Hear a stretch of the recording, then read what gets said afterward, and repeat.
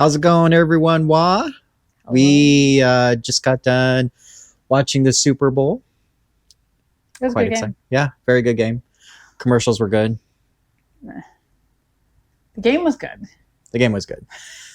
I mean, it could have been better if this team was in If it, but if the Eagles won or if the Niners would have been in it. But or the anyways, Steelers. yeah, or the Steelers. So, anyways, we're just going to do a quick little outro, just kind of sum everything up through our day today. Snowshoeing. What do you think, babe? I loved it. I would do it again, but I would do it different. Yeah, it was a lot of fun. Mm-hmm. Um, the snowshoes work fantastic. I think. Mm-hmm. Well, we can't really tell because we're never really done it before. So I figure, hey, for $50, what they did, I mean, they didn't break. No. They held up really well. I mean, we went through some deep powder sections, and they worked just fine. Like we didn't sink, um, or get stuck or buried or anything like that. So all in all, for the price that we paid, I think they're fantastic snowshoes. Definitely worth the price. The area we went, it was a fun area, a Mm-hmm. beautiful area up by Stevens Pass.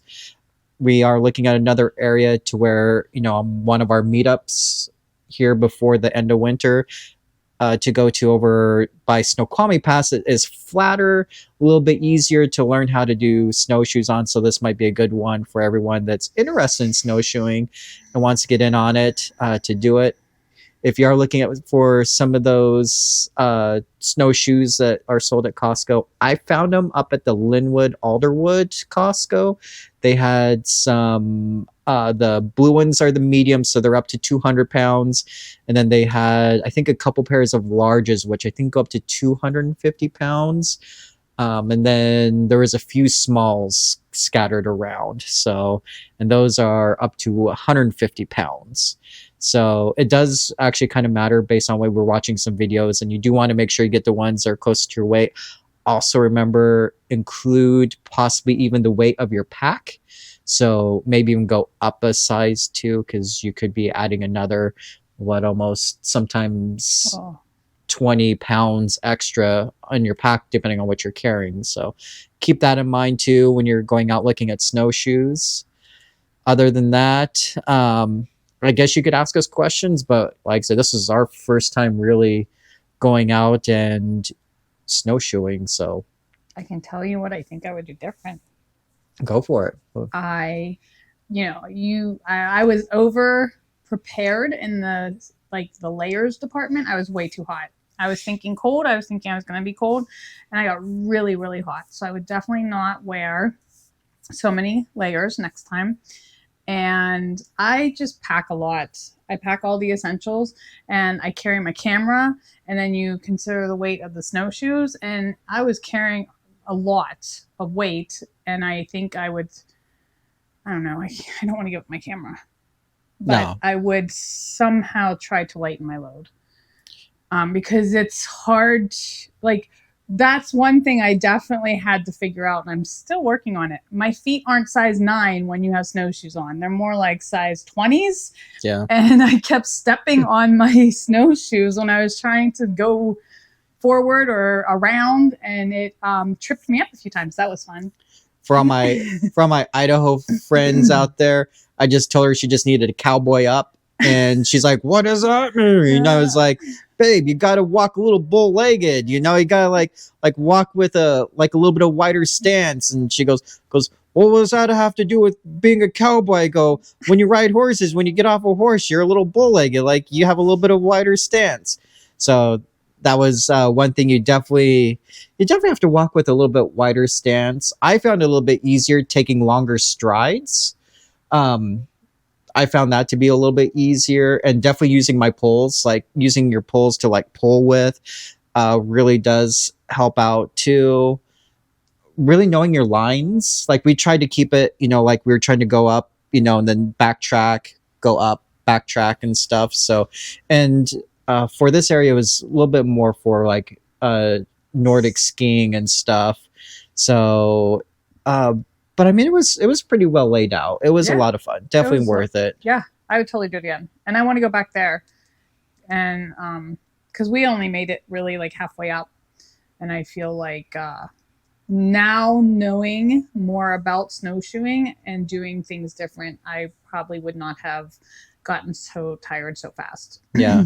And that's another thing too is, Monica was saying like she got a little too hot, like she was like she shouldn't wear so much like, and if that's the case, also know that your elements can change really quickly in something like this too.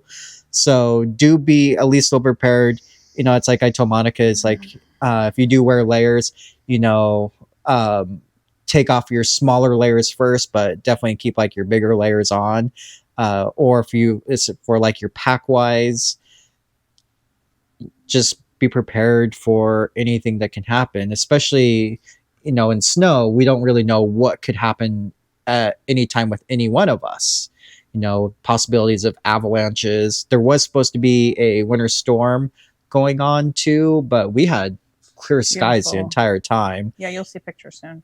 Yeah, we're gonna get up the Instagram here pretty soon for pictures. We're gonna get up a Facebook. It's in the process right now, so it's gonna be private for right now until we kind of figure everything out and see, who we want on the page.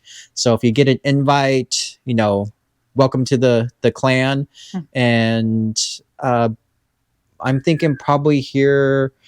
I would say maybe beginning of March. Let's look at possibly doing a group snowshoe hike. And we'll check out that place over in Snoqualmie, and maybe we'll do that as one of our first group meetups to go out and snowshoe and see what everybody thinks. So be prepared for that one. Awesome. Other than that, I think that's it. Does you have anything else? I get well. Just one thing I think is I have the All Trails app, and if you pay the yearly fee, which I think is like $60, in my opinion, saved me many times. You can download the map, and even we found on the trail today because it's snow, it was hard to stay on the trail, and the map helped us a few times. Yeah. And like for $60 a year, and I use it a lot, and it does. There's been many times I've gotten off course, and it has helped me navigate, and it's I think worth every penny. And the nice thing too is you can also download your maps from All Trails and save them to like your phone. But if you have like the Samsung Galaxy Watch 5 Pro, you can download it onto even like your watch, so that way you don't have to pull your phone out every single time. Now, granted, with us, you couldn't really access our watch with all of our snow gear and stuff on. But for like hiking and biking, mountain biking and stuff like that, definitely would be helpful for something like that. So check out the All Trails app. It is actually, and it's really easy to use. That's the nice thing too. Easy. And it allows you to like save hikes that you want to go to in the future and see trail conditions and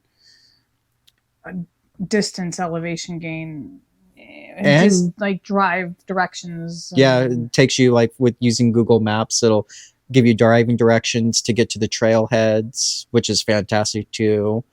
Because we ran into that too because we weren't exactly sure which park we were going to, but with using the All Trails, we're able to get straight to the parking lot and stuff, and not actually be with the Stevens Pass skiers and have to pay for parking. That was the other thing. No, free parking. So that was fantastic too. So, all right. Good.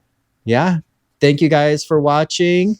Hope you keep enjoying our videos. Thank you for the feedback. We are working on a lot of your guys' feedback, and just keep an eye out for us, and we'll see you on our next adventure. Bye. Bye.